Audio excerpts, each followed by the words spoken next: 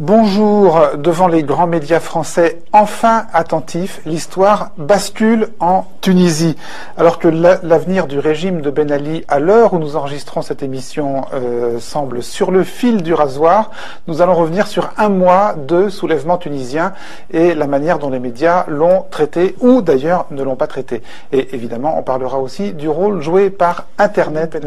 Vous êtes président du mouvement Birsa, qui est un mouvement de jeunes Tunisiens opposants. Moi, je ne dis pas que Ben Ali doit partir, parce que en tant que citoyen et jeune Tunisien, je crois que les cartes doivent être mises dans les mains du peuple tunisien.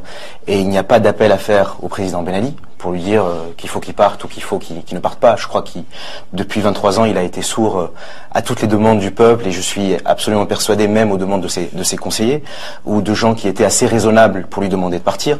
Je crois qu'aujourd'hui, il faut redonner la souveraineté au peuple. Il faut vraiment remettre les cartes dans les mains du peuple.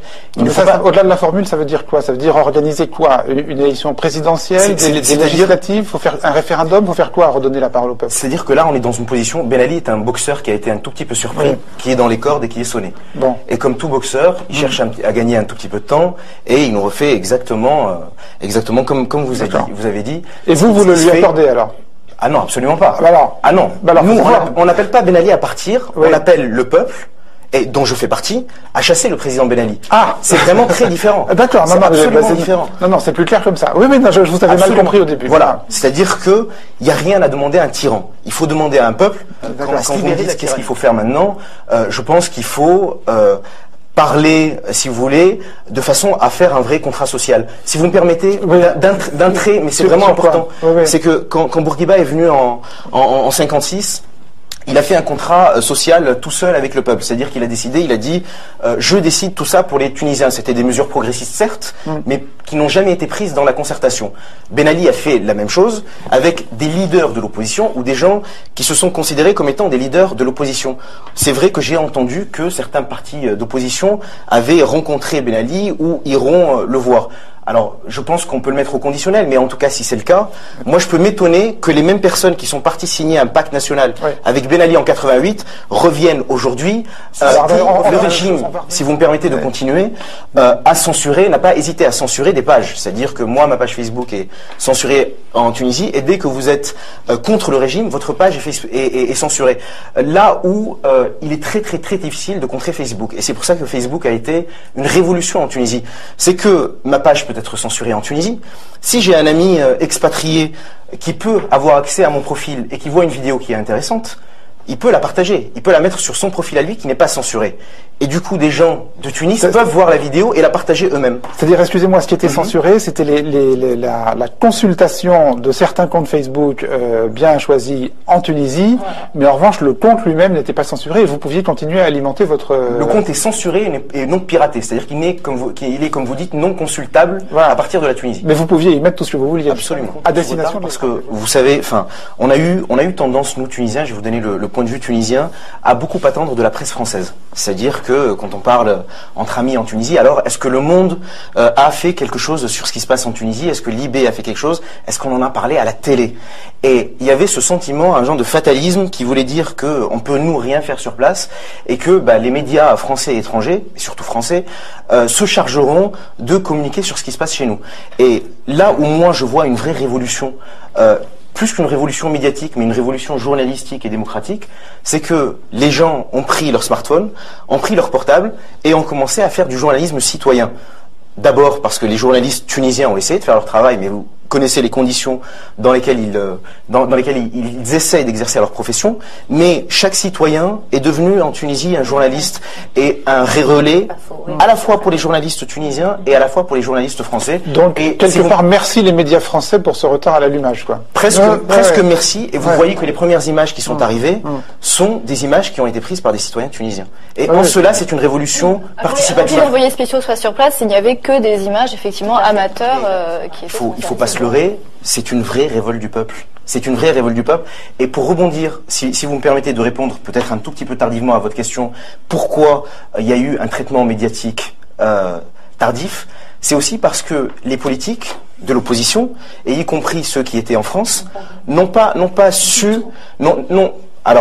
d'abord été à l'origine de ce qui se passait, mais ont pensé que ça allait se terminer et n'ont pas canalisé le mouvement et n'ont pas pris le mouvement. Les hommes politiques, pour certains, n'ont pas su se positionner. C'est-à-dire qu'ils n'ont pas fait un travail.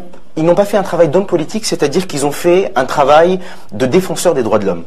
Or, il y a des organisations des droits de l'homme, il y a la FIDH, il y a Amnesty, il y a des gens, il y a la Ligue tunisienne des droits de l'homme, dont le travail est justement de dénoncer les actes attentatoires à la liberté, à la dignité, les actes de torture. Excusez-moi, un travail de défenseur des droits de l'homme, c'est pas un travail politique ?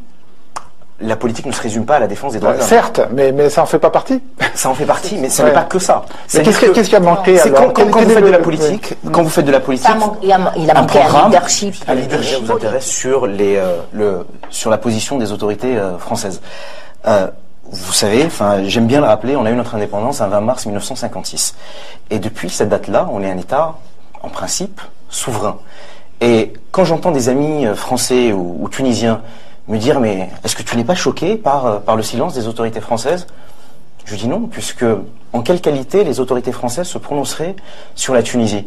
Moi, j'y crois à notre révolution citoyenne, sincèrement et profondément. Au titre de la communauté internationale et au titre des conventions signées par la Tunisie. Non,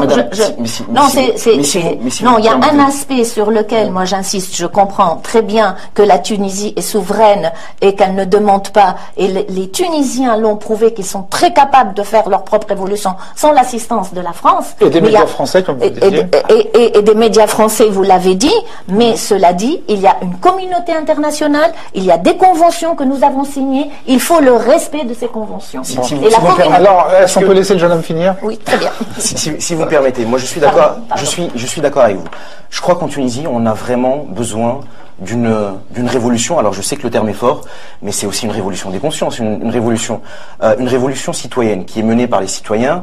On a besoin d'un mythe collectif fondateur. Et pour avoir si vous voulez, cette fondation d'une nouvelle République tunisienne, je crois qu'on a réussi à organiser nos propres émeutes, nos propres manifestations, notre propre couverture médiatique. Je ne suis pas absolument persuadé qu'on ait besoin de la communauté internationale. Alors vous êtes dans votre rôle de la présidente de la FIDH. C'est pas un rôle. Non, mais dans votre rôle, dans cette position, mais bien entendu. Ça aide en général. Bien entendu. La communauté internationale. Je sais. Mais c'est-à-dire, avant d'attendre qu'on fasse les choses pour nous, faisons-les nous-mêmes. Et puis, pour vous répondre sur la question de l'armée, il y a eu un moment où beaucoup de Tunisiens ont appelé l'armée à prendre le pouvoir pour le peuple. Et si vous voulez, moi je suis totalement opposé à cette idée, parce qu'on a toujours attendu en Tunisie un homme providentiel, un nouveau prophète. Il faut bien entendu que l'armée se range du côté du peuple, comme les forces de l'ordre. Mais ce n'est pas l'armée qui doit prendre le pouvoir. C'est le peuple, alors avec l'armée peut-être à la droite et les forces de police à gauche, parce que l'armée est aussi composée de citoyens, mais vraiment, si vous voulez, je crois profondément qu'on doit compter sur